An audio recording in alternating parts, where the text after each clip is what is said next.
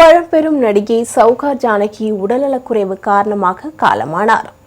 1960களில் முன்னணி கதாநாயகியாக வலம் வந்த நடிகை சௌகார் ஜானகி சிவாஜி கணேசன், எம்ஜிஆர், ஜெமினி கணேசன் உள்ளிட்ட முன்னணி நடிகர்களுடன் இணைந்து ஏராளமான படங்களில் நடித்துள்ளார்.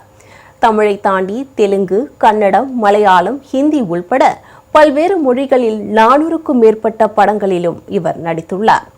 உடல்நலக்குறைவு ஏற்பட்டதை தொடர்ந்து சென்னை ஆழ்வார்பேட்டையில் உள்ள தனியார் மருத்துவமனையில் அனுமதிக்கப்பட்ட அவர் சிகிச்சை பலனின்றி தமது 94வது வயதில் இன்று காலமானார்.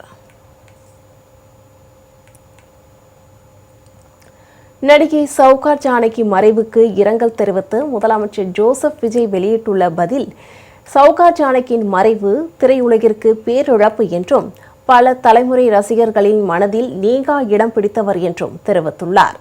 சௌகார் ஜானகியை பிரிந்து வாடும் அவரது குடும்பத்தினருக்கும் உறவினர்களுக்கும் தனது ஆழ்ந்த இரங்கலை தெரிவித்துக் கொள்வதாகவும் குறிப்பிட்டுள்ளார்.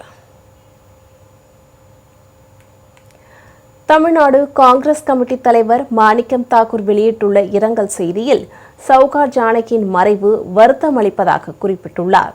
சௌகார் ஜானகியை இழந்து வாடும் அவரது குடும்பத்தினருக்கும் உறவினர்களுக்கும் காங்கிரஸ் கமிட்டி சார்பில் ஆழ்ந்த இரங்கலை தெரிவித்துக் கொள்வதாக கூறியுள்ளார்.